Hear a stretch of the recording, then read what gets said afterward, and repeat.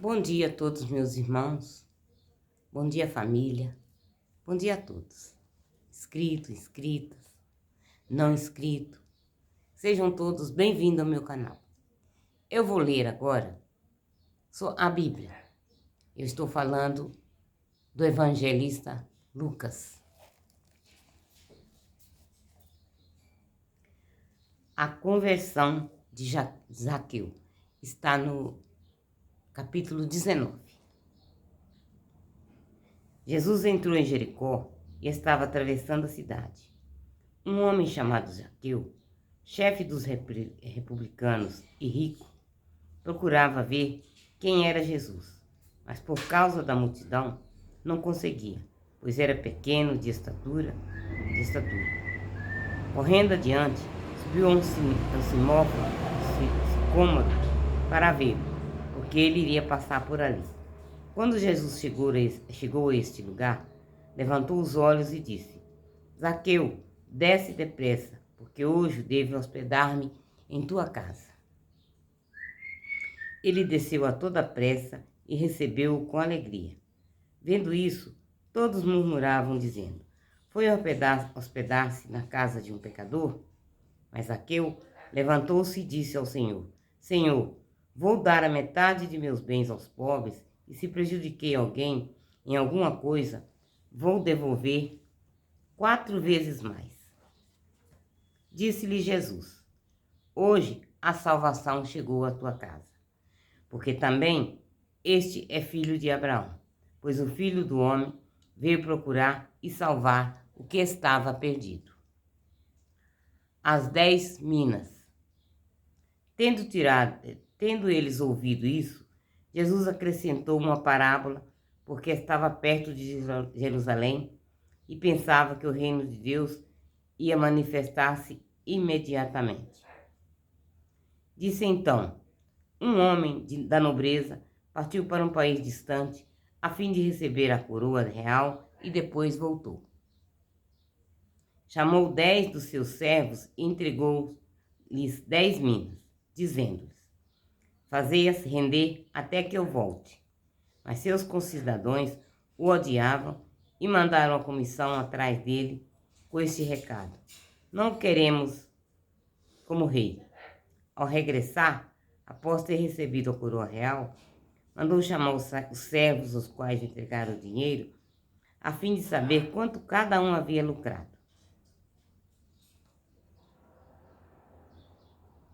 Apresentou-se o primeiro e disse: Senhor, tua mina rendeu 10 minas. Muito bem, servo bom, respondeu-lhe, porque fostes fiel ao pouco, recebe o governo de 10 cidades. Veio o segundo e disse: Senhor, tua mina rendeu 5 minas. A este igualmente respondeu: Tu também estás à frente de 5 cidades. Chegou outro dizendo: Senhor, aqui está a mina. Conservei-a guardada num lenço, porque tinha medo de ti, que és um homem severo, que tomas o que não depositastes e colhe onde não semeastes.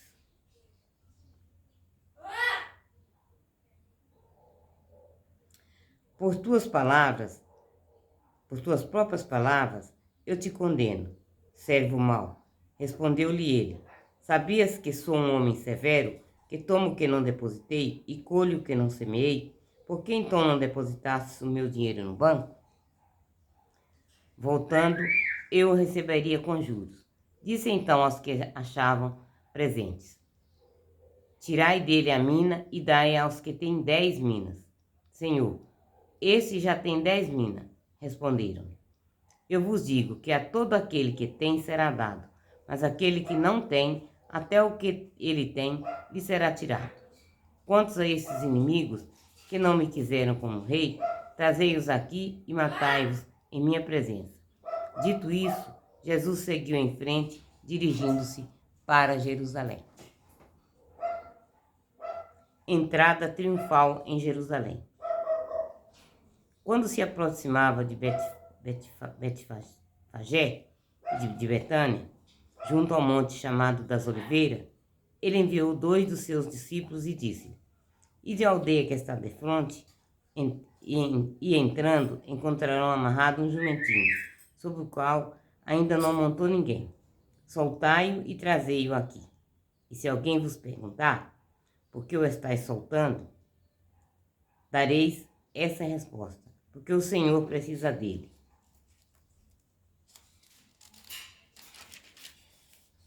Os enviados partiram e encontraram tudo conforme lhe disseram. Quando soltaram o jumentinho, seus donos lhes perguntaram: por que estáis soltando o jumentinho? Eles responderam: porque o Senhor está precisando dele. Eles os conduziram a Jesus, colocaram suas vestes sobre o jumentinho e fizeram Jesus sentar-se em cima. Por onde ele passava, o povo estendia seus mantos sobre o caminho. Quando se aproximava da descida do Monte das Oliveiras, toda a multidão de discípulos, cheia de alegria, começou a louvar a Deus em altas vozes por todas as maravilhas que ele tinha visto. Diziam: bendito o Rei que vem em nome do Senhor. Paz no céu e glória nas alturas. Alguns dos fariseus disseram-lhe do meio da multidão: Mestre, repreende teus discípulos. Mas ele respondeu: eu vos digo, se eles se calarem, as pedras gritarão. Jesus chora sobre Jerusalém. Chegando mais perto, Jesus viu a cidade e chorou sobre ela, dizendo: ah, se ao menos neste dia tu também compreendesse como encontrar a paz. Mas isto agora está oculto a teus olhos, porque dias virão sobre ti, em que teus inimigos te cercarão de trincheiras, investirão contra ti e te apertarão de todos os lados. Eles te destruirão junto com teus moradores, que estiverem em teu meio e não deixaram em ti pedra sobre pedra. E não deixarão sobre ti pedra sobre pedra, porque não reconheceste o tempo da vista de Deus, da visita de Deus. Jesus expulsa os templos, expulsa do templo os vendedores. Entretanto, entrando no templo, começou a expulsar os vendedores, dizendo: está escrito, minha casa deve ser lugar de oração, mas vós transformaste em caverna de ladrões. E eles ensinava todos os dias no templo. Os chefes dos sacerdotes, os escribas e os líderes do povo procuravam tirar-lhe a vida, mas não achavam um meio de fazê-lo, pois todo o povo ouvia extasiado a autoridade de Jesus. No dia em que ensinava o povo no templo e anunciava a boa nova, vieram os sumos sacerdotes com os escribas e anciãos, e lhes falaram assim: dize-nos, com que autoridade fazes estas coisas? Ou quem deu essa autoridade? Respondeu-lhe: eu também vou fazer-lhes uma pergunta. Respondei-me: o batismo de João vinha do céu ou dos homens? Eles refletiam entre si. Se respondermos do céu, ele dirá: então por que não credes neles? Se ao contrário dissermos dos homens, todo o povo nos apedrejará, porque está convencido de que João era profeta.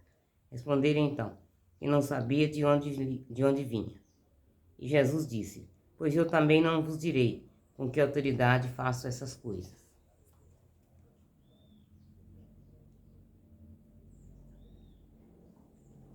Os lavradores homicidas. Começou então Jesus a contar ao povo esta parábola. Um homem plantou uma vinha, arrendou-a depois a uns lavradores e partiu em uma viagem, por muito tempo. No devido tempo, enviou aos lavradores um servo, para que lhe dessem sua parte da colheita. Mas os lavradores o espancaram e o despediram de mãos vazias. Tornou a enviar outro servo, mas também a este espancaram, insultando e o despediram de mãos vazias. Mandou ainda um terceiro, feriram igualmente a este e o expulsaram. Disse então o dono da vinha: que farei? Mandarei meu filho querido, talvez o respeitem.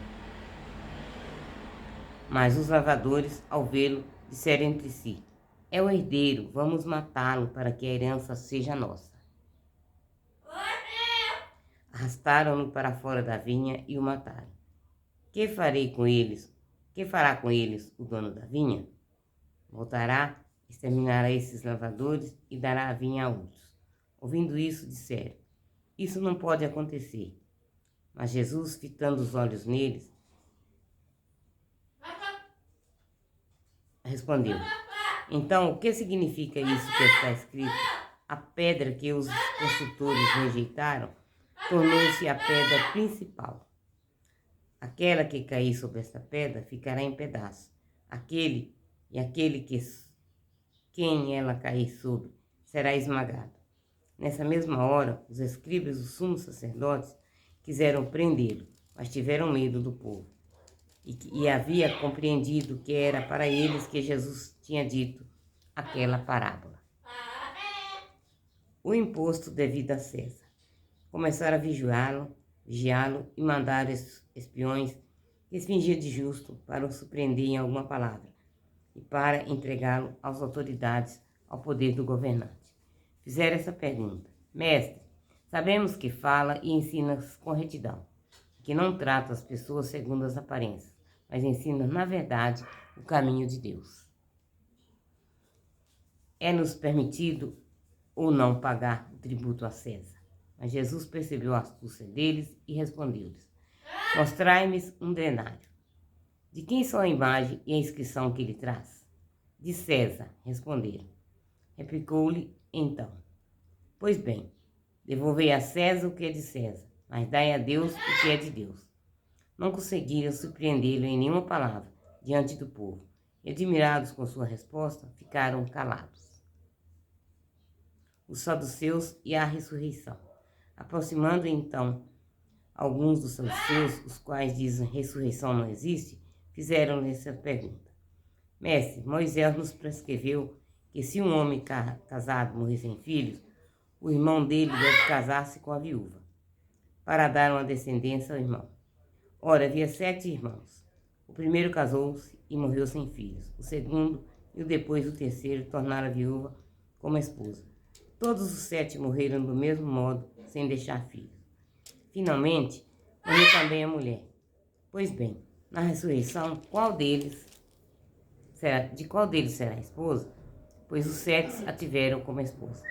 Respondeu-lhe Jesus: Os filhos desse mundo têm mulher ou marido, mas os que forem considerados dignos de ter parte no outro mundo e na ressurreição dos mortos não têm mulher nem marido, pois não podem morrer, pois são iguais aos anjos e aos filhos de Deus, sendo os filhos da ressurreição.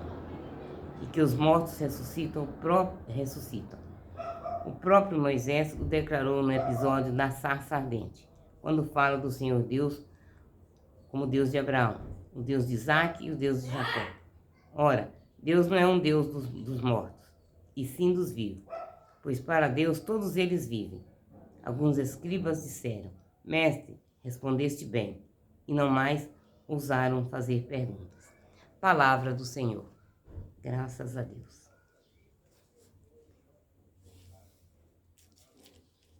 Pai nosso que estais no céu, santificado seja o vosso nome, venha a nós o vosso reino, seja feita a vossa vontade, assim na terra como no céu.